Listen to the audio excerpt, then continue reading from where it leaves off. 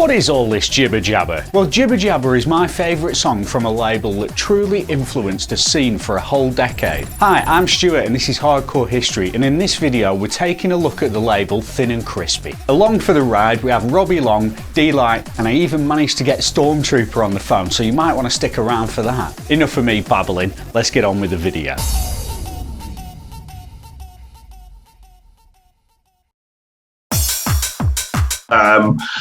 This is quite a long story, Stuart. Are you recording? This is Justin, age 42, originally from Fareham, and certainly since 1999, he's been a very busy boy. Originally wanting to be a hip-hop DJ, Justin got a set of belt drive decks as a teenager and practiced the art of turntablism. It was his mate John Clark who at 16 got him into hardcore through a DJ Psy mixtape, someone who became a huge influence for Jay, probably because of his scratching abilities. Growing up he was never a fan of dance music, rather tuning into hip-hop and 80s rock, but it was because of this tape that his mate gave him that Justin began to enjoy the music underneath the scratching, which of course was hardcore. Our newly aspiring rave DJ traded in his old belt drives and bought a pair of Technics and started to buy records to practice mixing. He pretty much hero worshipped Brisk, Robbie Long and Devastate, and was a massive next generation fanboy, popping into Fareham College to use their internet for a couple of quid a time to download the latest tracks from the Next Gen website. I was always a proper fanboy of all that shit, so yeah. Thankfully, he had a job to pay for his expensive hobby on some industrial estate, working 4 days a week with a fifth for day release to college.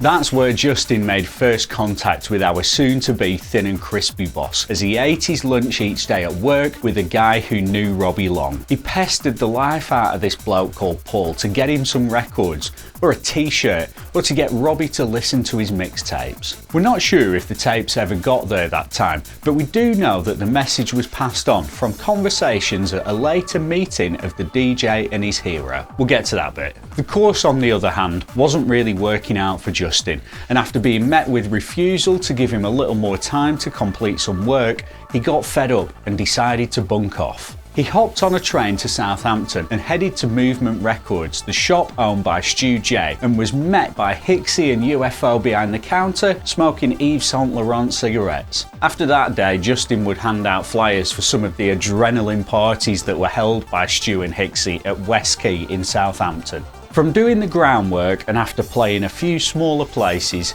he was able to get himself into a great position, and it wasn't long before 18-year-old D-Lyte was hitting the decks in the main rooms. This was the dream being lived out, as Justin got to meet his teenage heroes in Brisk, Psy, Druid and ultimately Robbie Long. His enjoyment of the rave as a partygoer led him to other connections on the south coast, such as DJ Jedi and Stormtrooper, who were dressed as ninjas one night in a queue for a Destiny at the Manor event. The pair got talking to Justin as they waited to get in and formed a lifelong friendship ever since through their love of the music and the parties. It helped they were around the same age and local as well, from Bournemouth, only 45 minutes down the road. They exchanged numbers and, wanting to make some music they all liked, managed to cobble together some old equipment like an old Mackie desk and a Yamaha sampler, and got to work branding themselves the JSD Project.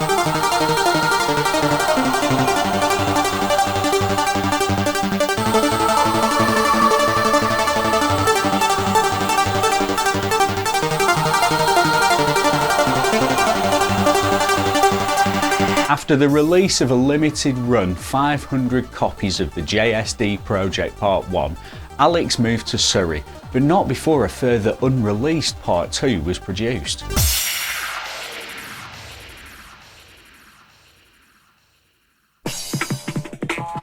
This is Robbie Long, credited for a mix on Thin and Crispy's The Chronicles over on Discogs, but probably not the one you're expecting to see in this video.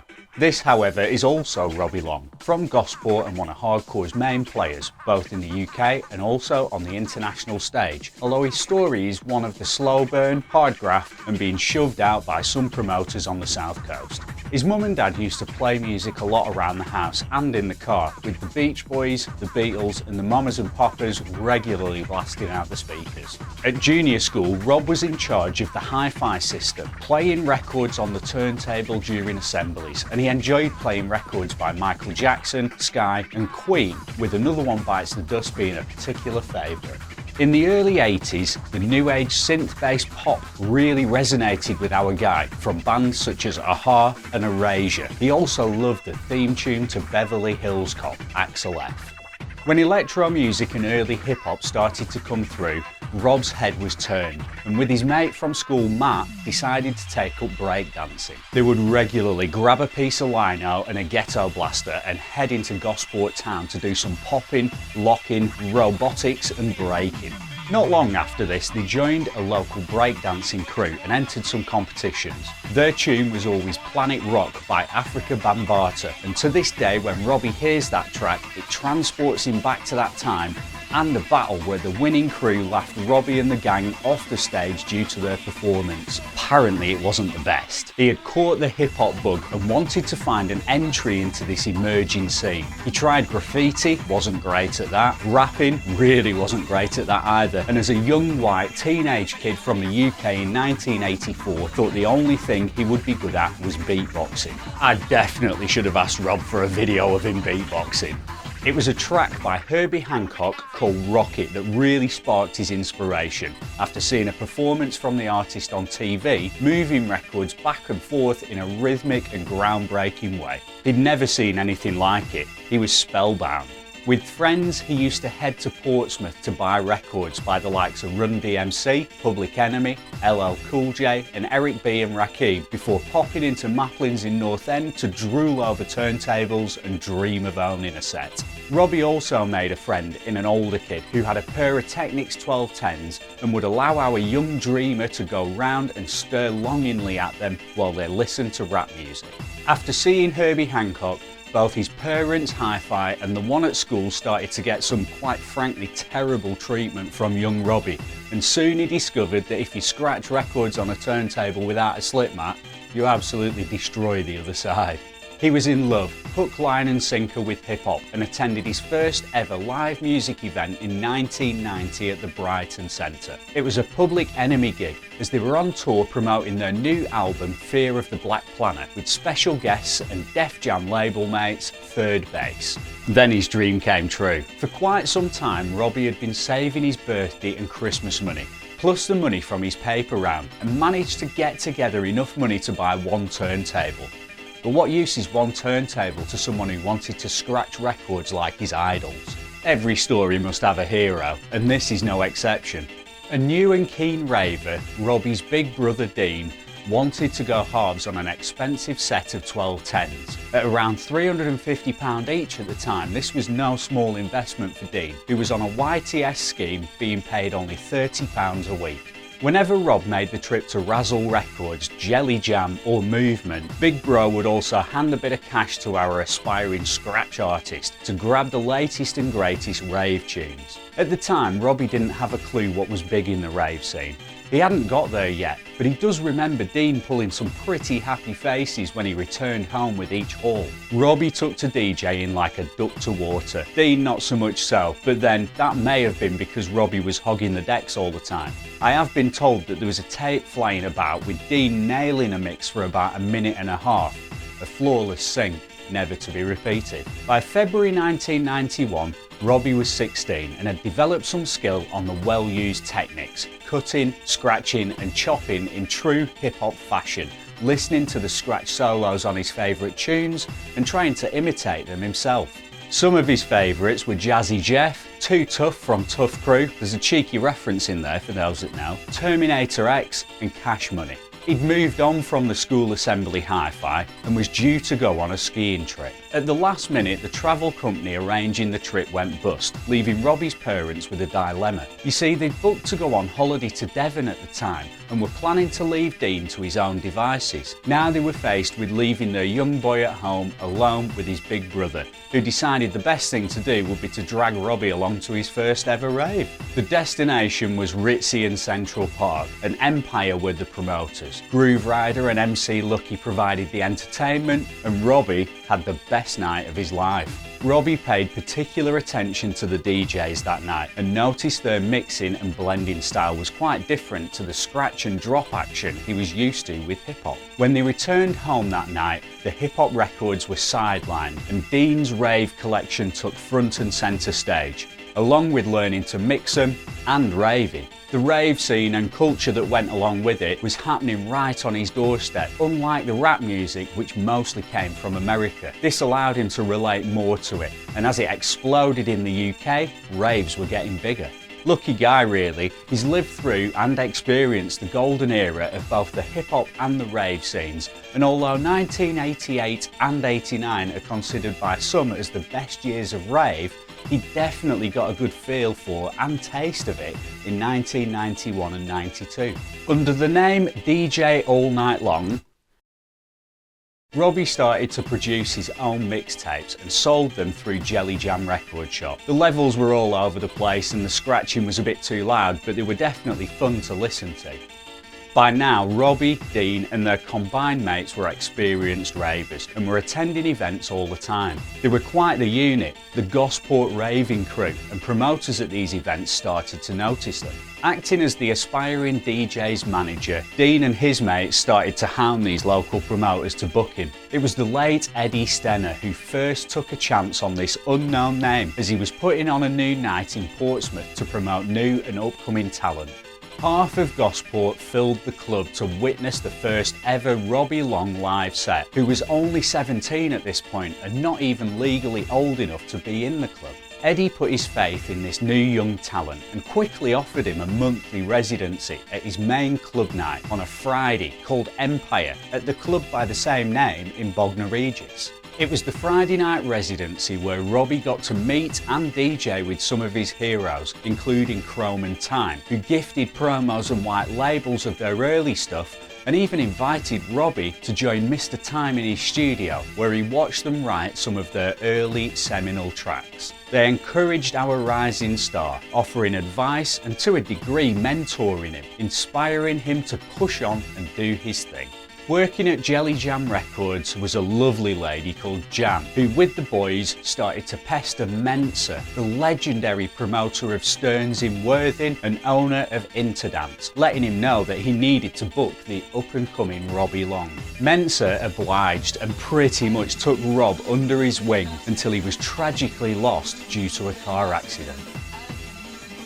It was 1993 and the new event was starting to make waves on the South Coast. This was the start of the Origin and Fusion era, both of whom went on to be the leading rave promoters on the South Coast. Robbie was booked for one of the early Fusion events, and after playing, he looked to promoter Chris for some feedback on how it went and was told that he needed to come up with a real DJ name, and until he did, he wouldn't be booked for Fusion again. It was a huge kick for Long, who felt somewhat ostracised by the South Coast scene that he grew up with and loved. Brisk, who became his vinyl pusher while working for Jelly Jam Records and was starting to make moves further north in the country at Club Kinetic, became friends with Robbie, who found himself travelling around with him to performances up and down the country. Then in 1996, Robbie was asked by Kinetic to play at Best of the Best Part 11 after they were let down by Hixie. The tape packs from the night went out and gained Robbie the exposure he deserved, but this time it was the North who were keen to book him. Over the following years, he was booked for the Pleasure Dome in Skegness, Doncaster Warehouse, Steam North Wales, Destruction, Helter Skelter and Slamming Vinyl, and finally we started to see Robbie Long's so-called not real DJ name on these lineups. Also in 1996, Rob met Dave Hunt, also known as Devastate, who had moved to Winchester, and they formed an awesome production duo. They signed to DJ Brisk's Next Generation Records under the alias Too Damn Tough, and their first release on the label was the huge tune Rough Muck, with Techno City on the flip side in 1997. Also worth noting that a lot of their releases that year were on Next Gen's sister label, Blatant Beats, and that the Too Damn Tough alias retired pretty much between 1998 and 2001, with the duo opting to go rather by Robbie Long and Devastate. It could be said that Robbie and Dave helped to initially shape the tone of future releases on Blatant Beats, as between them they had the first releases to their name. In the mix, Robbie went hard and had an immense technical ability, matched only by a few others on the circuit. He made a conscious effort to sound different to his colleagues, pushing boundaries and offering an alternative. His music productions allowed him to do that and helped him concentrate on developing his own sound. Through the rest of the 90s, Robbie and Dave continued to release music, mainly on Blatant Beats, also releasing the banger Boss DJ, the B-side to their massive remix of Cyan Demo's Killer on Quash Records. Towards the end of the decade, Robbie also popped his international cherry as he was booked to play in Sacramento, California by Simon Apex, and Perthquake in Australia by a guy I only know as Leroy. As we moved into the start of the 2000s, we saw Robbie go on to release on Hectech, Having It Large and Mashed Up from Subsonic Underground, and Data and Bonkers, headed up by Sharky. This was all until Robbie realised he needed a new way to output his music. Robbie wanted to bring something new, something fresh, something different. Got to jump in here quick because we've got a couple of bits to get updates on. Some of you might be wondering if the MC Ribs episode will ever air. Have no fear everyone, because it's now part of a slightly more in-depth video that we're planning for later this year. More details will follow for that as soon as we get things confirmed. With season 3 underway, we need to get working on the next video, and I'm sure you're all keen to know who is in the line of sight this time. I'll give you a clue, and if you make it to the end of the video, I might just reveal the name. In the next video, we'll be heading back up the country to near where I originally came from. The next artist hails from Oldham. That's all you get for now. Stick around till the end for the reveal and enjoy the rest of the video.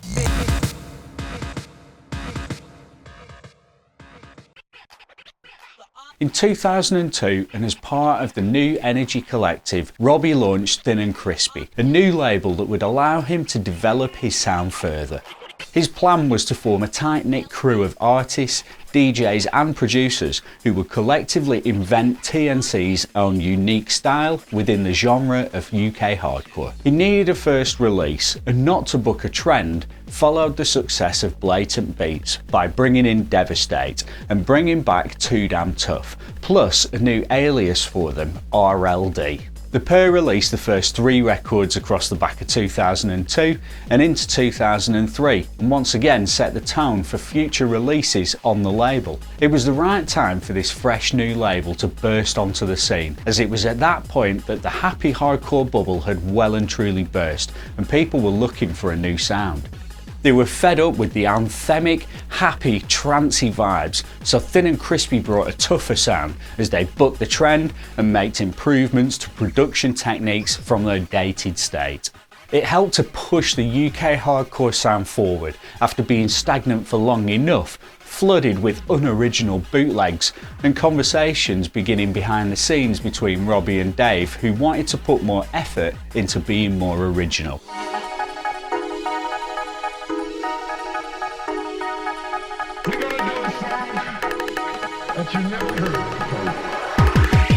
They came in hot with We're Back, using samples from LL Cool J, Otis Redding and Lisa Stansfield. This aptly titled reunion of Robbie and Dave was similar enough to happy hardcore, but thanks to the newly polished production and a scattering of hip-hop samples and scratches, it helped steer the scene in a new direction. After those releases, we saw the label take a stab at some more freeform style releases from AMS, who had already carved his name into the scene through his New Energy releases. and Stormtrooper, who by this time had moved to Surrey and later formed the group Stabilised with Robbie. Probably not wholly fair to say Thin and Crispy turned a free-form corner, as Robbie was never enamoured by the style himself, yet Thin and Crispy, like we saw with Executive Records in the last video, seemed to be able to balance UK hardcore and freeform on the label, keeping both sides of the scene happy. The label boss's dedication to the music and scene he loved was finally recognised in 2005 when he was asked to mix a CD on the TV advertised Nucleus and Warner Brothers compilation Hardcore Nation. After 3 volumes of the series, more than 150,000 copies had been sold in the UK alone, and Robbie had the perfect opportunity to showcase TNC's music to new audiences.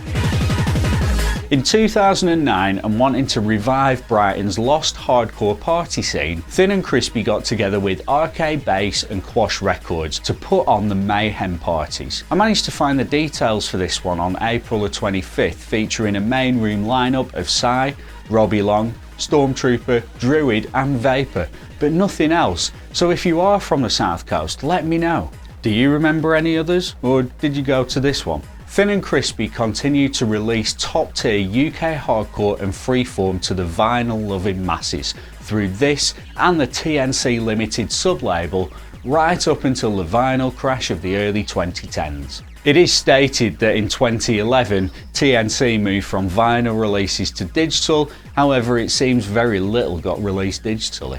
The only thing I can find is the Thin and Crispy Chronicles and the Complete Collection, released in 2018, containing all the TNC and TNC Limited tracks, a load of Super Breaks tracks, unreleased TNC, and 4 missing tracks that are no longer missing. The collection was distributed through Hardcore Underground, with the man himself interviewed on their YouTube channel. I'll drop a link in the description to that if you want to check it out later. I did something different this month and threw out a post to the various places I lurk asking for your favourite Thin and Crispy tracks. You did not disappoint, so I've grabbed a few and we're going to check them out now. Let's see what we have.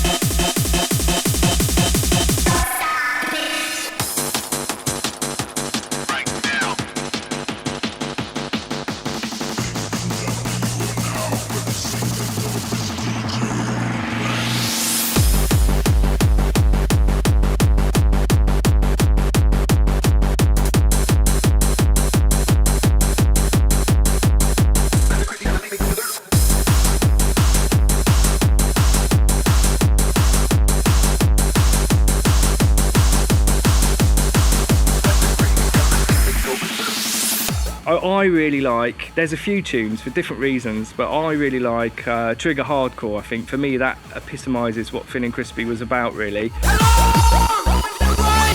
alright, hardcore as per se. Well, sort of call that oak talk trance. Goodness gracious me. Please answer your phone. Hello! No! I'm in a rave! The DJ is absolutely smashing it!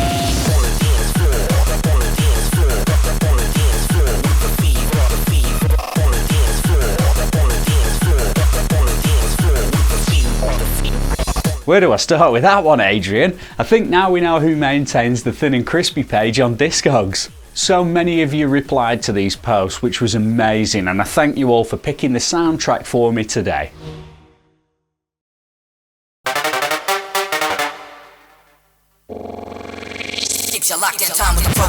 All month I've been teasing you that I have something very, very exclusive for you.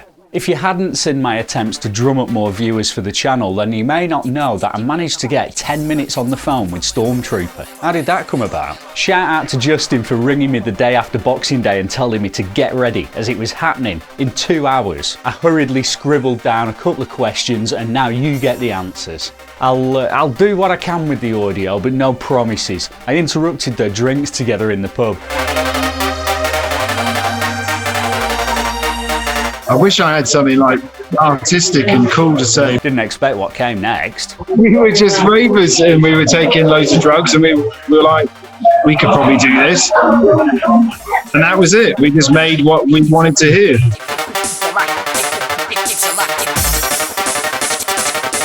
I think it's like a lot of people who started making music is you just kind of, you try and imitate whatever it is you're into. I don't think, well, I certainly wasn't like thinking that deeply about it at the time. You just kind of, you make a noise on a synth or whatever and you're like, oh, that sounds like something else I've heard before, and you're kind of going down that path. I don't think I never really had a goal like, oh, I'm going to make freeform, I'm going to make this, I'm going to make that. It was just like, whatever sounded cool in the moment to me at that time. Yeah, one. I think it was the, I can't remember if it was just Freeformation or if it was them in partnership with someone else. It was at Brixton Academy. I wasn't even like the main room, I was just playing upstairs, but it was heaving. And again, I don't really remember what I played. All I just remember is the energy in that room was awesome. That's the event that kind of sticks out in my mind, and that would have been 2005, 6, somewhere around there.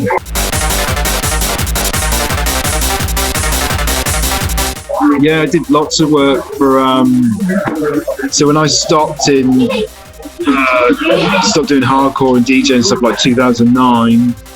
I started making music for TV shows, and I was doing that up until just before the pandemic. And then, I was working with lots of different companies, from the dizzy heights of background music for Gardener's World, all the way through to like Lexus. Lexus. Yeah, I did some work for Lexus, Nintendo, Lego. It was all like background music for highlight reels on sports shows, stuff like that. And yeah, that kind of required me to write all kinds of different genres, from like dubstep, house, all the way through to like more instrumental, orchestrally type stuff as well. So that was a lot of fun doing that.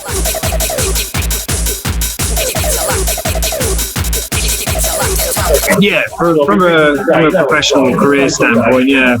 I mean, I've still got, obviously all the equipment to make music. I still like dabble from time to time, but no desire to really do it. So maybe that'll come back, maybe it won't. Who knows? It's just, it's part of life, I guess. You're into stuff, and then you're not into it, and life moves on. And Alex left the hardcore scene in 2009, posting he was unhappy with how messed up it had all become, with the old boys club continually gatekeeping. He dropped 3 tracks and told people to do as they please with them before dropping the mic and dipping out. I've got huge respect for Alex, the guy who was just a raver and had a go at producing music. Turns out he's a hell of a talented guy who's sorely missed by the scene now. I only wish I got longer to chat about the old days with you, and if you do happen to see this video and want to set that up, give me a shout, because I know there's going to be a lot of people who'd be interested to hear some of the stories you may have to tell. Since Thin and Crispy stopped releases, seemingly around 2009, what has Robbie been up to? We've also got to finish Justin's story too. So where we left off, Justin had just released the JSD Project Part 1 with Jedi and Stormtrooper. He'd been playing at Stu and Hicks's Adrenaline events for a little while, and one night bumped into Robbie, introduced himself as that kid from Fairham, and gave him a couple of mixtapes to have a listen to. To Justin's surprise, Rob did listen to the tapes and called him up to say he was impressed. Those calls became a regular feature in the pair's lives as Robbie gave his advice to and mentored Justin over the coming years. When TNC started up, Robbie was asking for some D-Lyte productions to add to the catalogue. At the time, it wasn't something that Justin was taking that seriously, still working a full-time job alongside the DJ gigs and treating it more like a hobby. After a change in his circumstances, Justin decided to spend some time away from home with Stormtrooper over in Surrey. At the time, he was really getting into Makina and had an idea to make a track in that style, but with a rude D&B drop in it. They put the tune together for a bit of a laugh, and in March 2006, Space Hopper was released on Thin and Crispy. Fast forward into the early 2010s, and with Next Generation and Thin and Crispy no longer releasing music, D-Lyte was looking for a new home, somewhere he founded himself in Legitimate Recordings. A label to fill the void left by these two giant imprints that had both been held in such high esteem by the DJ. Doesn't quite pay like the vinyl though, not that that would worry our level-headed South Coast Connect, who kept that full-time job all along. Maybe he knew something we didn't. As for Robbie, according to the interview I watched on Hardcore Underground, he ran out of things to write hardcore about and now produces other styles of music. In 2018 he started a new project called DOG and had at least 3 releases under the moniker and goes with the ethos of get people on the dance floor. I thank you massively for your time, Rob, because let's face it, without you there wouldn't have been a Thin and Crispy. That's it for another episode of Hardcore History. Thank you so much for watching and sticking around till the end. You're going to want your reveal now, aren't you? In the next video we'll be taking a look at the career of singer and pop star Kelly Lorena. She was a huge part of my teenage years in the group Trance. It's going to be a great video. Want to get early access to that video? These are the places you can do that. Massive shout outs to Robbie, Justin and Alex, and of course Andy, who put our DJ mix together this month. If you want to get hold of me anywhere, you can at any of these places. Got a great video lined up for you here, or if you want to check out Andy's scratch-tastic TNC inspired mix, these are the links you need to follow. See you next time.